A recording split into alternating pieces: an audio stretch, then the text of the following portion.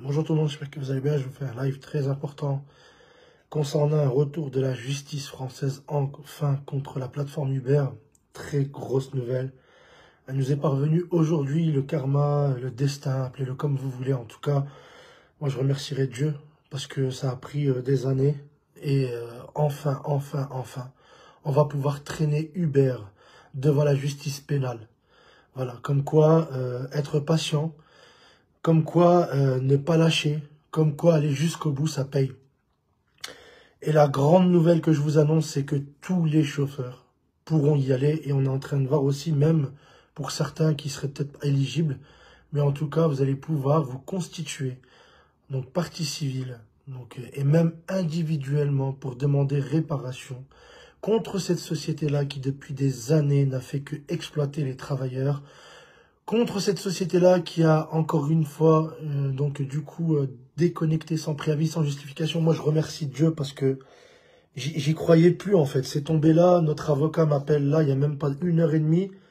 Et je suis désolé, je suis un peu malade. Je suis en train de marcher aujourd'hui, comme vous le savez. Ça fait 2 jours que je marche pour rejoindre Paris à pied. Donc, vous m'excuserez de mon état. Je suis en grève de la faim, donc pour sensibiliser un peu sur les conditions de travail des travailleurs, je vais jusqu'à l'Élysée comme ça. Et aussi ce qui se passe en Palestine. Et je le dis fièrement, je suis heureux de marcher pour la Palestine. Donc c'est pour ça que je suis un peu fatigué, j'ai la voix un peu... je suis très fatigué, je vous le dis honnêtement. Mais je voulais faire ce live et serrer mon poing parce que, enfin, après des années de lutte, enfin, après des années d'échanges de mails et j'en passe, la justice française revient vers nous.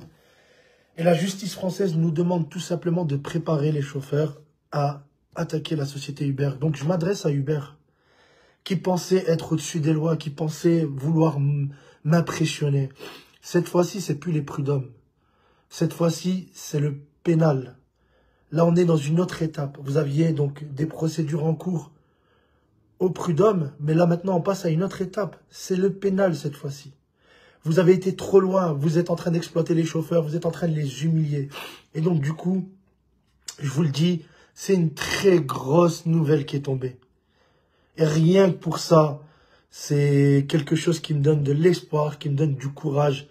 Et je suis très content. Je vous le redis, je suis très content. Je suis fier d'être un de vos représentants. Et je ne vais pas dire le seul représentant, l'un de vos représentants. Mais voilà, c'est juste pour dire à toutes les personnes qui m'écoutent, vous aurez gain de cause et vous aurez réparation. Donc du coup, c'est pas une action au prud'homme, on parle d'une action au pénal. Voilà.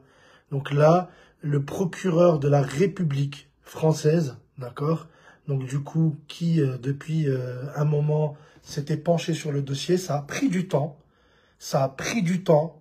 mais cette fois-ci, Uber n'échappera pas à la justice française. Voilà. Donc on fera un live avec notre avocat. Je vous invite à vraiment être connecté. On va faire un live avec l'avocat qui répondra à toutes vos questions. On est en train de préparer le prix de la procédure. En tout cas, je vais essayer de négocier ça à 250-300 € le prix de la procédure parce que c'est une procédure au pénal. C'est une procédure qui a été, si vous voulez, la justice française nous a demandé est-ce qu'on voulait, nous, chauffeurs, donc participer à justement donc une action judiciaire. Et je réponds en live favorablement à la demande de la justice française qu'on a sollicité à maintes reprises. Les chauffeurs vont se constituer et nous allons préparer ces actions. Donc voilà, je vous l'annonce, c'est tombé tout à l'heure. Donc je vous le lis en direct parce que je suis pas là pour mentir et c'est pas parce qu'il y a des élections, on sait jamais. Il y a des gens qui vont dire ouais, ils disent ça la veille des élections. Non, en fait, je vous jure, c'est tombé. Preuve à l'appui, je vais vous montrer ça, que je suis pas un menteur. Donc notre avocat... Donc, hop, je vais vous montrer parce qu'on ne sait jamais. Vous savez, les gens sont capables de dire oui, mais Brahim, il dit ça parce que demain, il y a les élections de l'ARP. Je m'en cogne. Je vous dis la vérité de l'autorité de l'ARP et patati patata. En fait, je m'en cogne. Donc, je vais vous montrer. Attendez, hop. Ah, punaise, à chaque fois quand je cherche un truc. Hop. Voilà. Donc, voilà. Message de mon avocat. Donc, le message, il date de là. Bonsoir Brahim, donc je vais pas dire nanana, donc le parquet m'a écrit pour me demander effectivement si mes clients, c'est-à-dire les chauffeurs VTC que nos cabinets et nos avocats représentent, déposaient une plainte contre Uber. Et je vais pas dire la suite du message parce que c'est confidentiel, d'accord? Et donc, Brahim, nous allons faire un live très prochainement pour appeler les chauffeurs, d'accord, donc à déposer plainte, d'accord, pour leur compte, mais aussi en partie civile. Donc, il y a deux. C'est-à-dire là, je vous le dis en direct, je mens pas, moi, de toute façon. Donc, du coup, déposer une plainte contre Uber. 2, donc, du coup, se constituer en partie civile. Et c'est donc demander réparation. Et je suis très fier de vous le dire. Force à nous. Force à tous ceux qui se sont battus. Et ouais, Uber, Bolt aussi, je vous ai dans mon collimateur juste pour dire un mot à Bolt. Bolt, j'ai initié une procédure. Ça prend un peu de temps. Mais je l'ai initié. J'ai envoyé les éléments. Et croyez-moi que Bolt, je ne vous lâcherai pas. Je vous le dis, je vais vous faire la même chose qu'Uber et les autres plateformes aussi, que ça soit le Cab, Hitch et toutes les plateformes, vous allez y passer. Je vous le dis honnêtement, j'en ai rien à foutre de votre table de négociation. Dans tous les cas, moi, la justice, d'accord, sera là pour rétablir de l'ordre dans ce que vous avez fait. Et donc, je vous l'annonce, tous les chauffeurs, restez juste connectés. Je prépare un live avec notre avocat. On va constituer une liste, toutes les personnes. Je vais négocier aussi le prix de la procédure. On est en train de voir avec notre syndicat Force Ouvrière, avec qui j'ai parlé tout à l'heure.